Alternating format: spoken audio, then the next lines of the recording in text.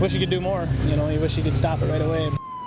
You could see the smoke from almost 40 miles away. But on the ground, the scene was devastating. The smoke was so bad that we had 20, 30 guys on the west end, and I couldn't see 50 yards in front of me. You know, you just hope and pray that the radios do their job and everybody uses their head. More than 10 different fire and police departments came together to put out a massive fire at a hog farm on 260th Avenue in Martin County. Collectively, the Truman Fire Department says they used an estimated 400,000 gallons of water from across Martin County. We really struggled with it. It was quite the challenge, and it just takes a lot of water to fight a fire like this. And it just, by the time we arrived on scene, it was roaring pretty good and hot, so it was quite the challenge to get it stopped. Jake Ebert was the first person on the scene and the first to learn that there were 4 employees inside the facility. It's scary and it's sad, you know. It's like I said, when you first hear there's people in there, it's a small town, so you know everybody that works here. Yeah. So it's, you know, your heart just stops. Structurally, about 75% of the farm was destroyed, and tens of thousands of sows are estimated to have died in the fire. When we first arrived, it was in the middle barn. The smoke was coming out of there. It spread so quickly in a steel building that we were able to save 2 buildings. Wish we could have saved them all, but we can't. We couldn't. Now what you see behind me is all that's left after hours of fighting this massive blaze. I spoke with one employee who said he was inside the main hog barn at the time. He said that he walked into another room and saw a massive fire. Him and the 3 other employees inside at the time were able to escape without injury, but the cause of the fire is still under investigation. Before the finish line even marked the end, before the sun greeted thousands of eager athletes, Ryan Chikuski prepared for his 52.4-mile journey. Usually about once, twice a year, I'll come home and he'll say, "We need to talk, I want to do something," and so it's not surprising. And something was running the Mankato Marathon, forward and backward consecutively. So at 3 a.m. with his wife at his side, the pair set off to complete his first of 2 marathons. It's the longest distance he will have run on blacktop. It's like 49 miles to go. That's great. Having support next to you certainly helps quite a bit, and it is. I mean, during the run, it's all about just not thinking about the run and just kind of enjoying what you're doing. Just over 4 hours later, with a little fatigue and a runner's high, he made it to the start line, just in time to do it all over again. One marathon down, 1 to go. Those moments will come no matter what race you're running, 5K, 10K, half marathon, whatever. You'll have those moments. I use feeling strong, looking strong. That's what I say to myself usually. And having people out and supporting races and stuff, and having them out in the cheer zones and stuff, that is tremendous. And for a second time, he put rubber to road in honor of those who cannot run for themselves. The journey was what was the inspiring part. That's the part that you remember the most. You remember what that was like, being out on the road, seeing all the people, seeing the other runners, sharing that camaraderie with the people out on the road with you, and that's the part, that's the journey, and it's about being bold. Feeling strong, looking strong, a mantra for any amount of miles at the Mankato Marathon. In Mankato, Kassandra Sepeda, KEYC News 12. Morning, Caitlin. How are you? Good. Hi, Sid. Every day without fail, math teacher Mark Hernes can be found outside his classroom, handing out high fives. Every day. That's more for me than for them, really. But they don't know that, so.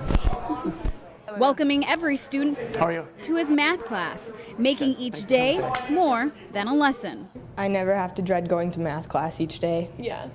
He's always so positive. Like, he's never having a bad day. He high-fives you every time you go in the classroom. Which is what makes Mr. Hernes a favorite at Fairmont Junior and Senior High School, and the winner of the Golden Apple Award. Yeah, it feels good. I love what I get to do every single day, and I think the kids know that the reason I love my job is because of them every single day, and when they come in here, they're people first and math students second.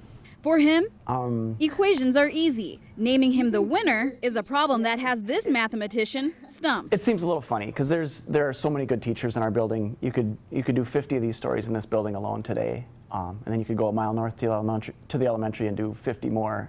So it's really cool, but I'm just part of a really good team here in Fairmont. But for the students who nominated him, the answer is a no-brainer. He's really understanding of us, I guess, and he always helps you. Yeah. Like, he's always an open-armed teacher. You never feel afraid to go to him for anything. Friendly, involved, and open. All the qualities that add up to an outstanding teacher. In Fairmont, Kassandra Sepeda, KEYC, News 12. It's a call that not many answer. Renville County 911. In Renville County, Where is your emergency? it's the job of one dispatcher to handle all 911 calls for the area. And what's the problem, sir? Thanks to a recent partnership between the County Sheriff's Office and North Memorial Medical Center and Brooklyn Center, citizens of the county will be able to receive life-saving instructions over the phone by trained medical emergency dispatchers. As a single dispatcher, it'll be unbelievable to be able to have those other trained people to be able to take that call from us so that we can concentrate on the radio side of it and actually getting the emergency services there. MEDs will provide help in high-priority calls like childbirth, burns, cardiac arrest, and severe bleeding, all before the ambulance arrives. If we can reduce that response time virtually to 0, where we have the caller administering life-saving care, that could be huge. We expect patient outcomes to improve drastically. When a person in the Renville County area calls 911 for a medical emergency, the call automatically gets transferred here to this dispatch center. From there, the call will either stay here or be transferred for further medical assistance. So essentially, we're just passing them off to North Memorial, where they will get the life-saving instructions that patient might need. Because in an emergency, every minute is crucial. Time is very important. For the average layperson that really knows nothing about medicine, doesn't necessarily know how to start CPR or manage an airway, you have a professional that's on the other end of a phone line that can walk you through the steps to potentially save that life. With just the touch of a button, Renville County is leading the way for a safer, greater Minnesota. In Renville County, Kassandra Sepeda, KEYC, News 12. Oh my God. Oh no. Oh my God. Hey, Dad. A heartwarming reunion between father and son. But this reunion means so much more because this father hasn't seen his son for 12 years. Oh my God, this is Christmas. 3 weeks ago, Staff Sergeant Derek Dosedel of the U.S. Army and his stepmom, Lisa Dosedel, planned to surprise Derek's father, Laddie, with a special homecoming. To make my dad happy was, obviously he tells me all the time that he's happy with what I, from what I did and everything. But just to see that smile on his face really made it worth everything. Derek has served in the military for 13 years, completing 5 tours in Afghanistan and Iraq, suffering multiple injuries during his service. But thanks to a nonprofit organization, Home for the Holidays, Derek has finally landed back home and into the arms of his family. I just can't believe it's happening today. I'm just in total shock, but this is Christmas, 12 years. It's been 12 years since I've seen him, and he looks great. So do you, Dad. Best Christmas present I could have.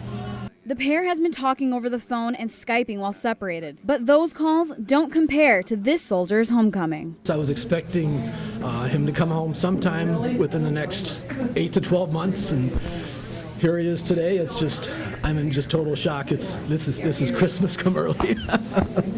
Thousands of miles or 12 years later, this family's love is timeless.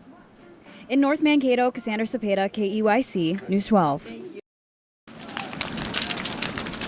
There were no lights or sirens when the Mankato Department of Public Safety and the Madison Lake Fire Department attended to a building engulfed in flames.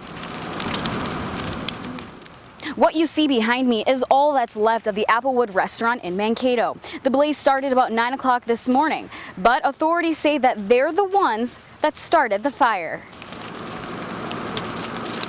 The intentionally set inferno is part of a training process for the 2 fire departments. We train heavily throughout the year. We had planned on doing a number of different evolutions where we light the fire, we extinguish it, we pull out, we light another fire and extinguish it, and that's usually how we train. Throughout the day, the restaurant slowly transformed from loved business to glowing embers. Seeing the building go is hard, but to think that they're using it is pretty awesome.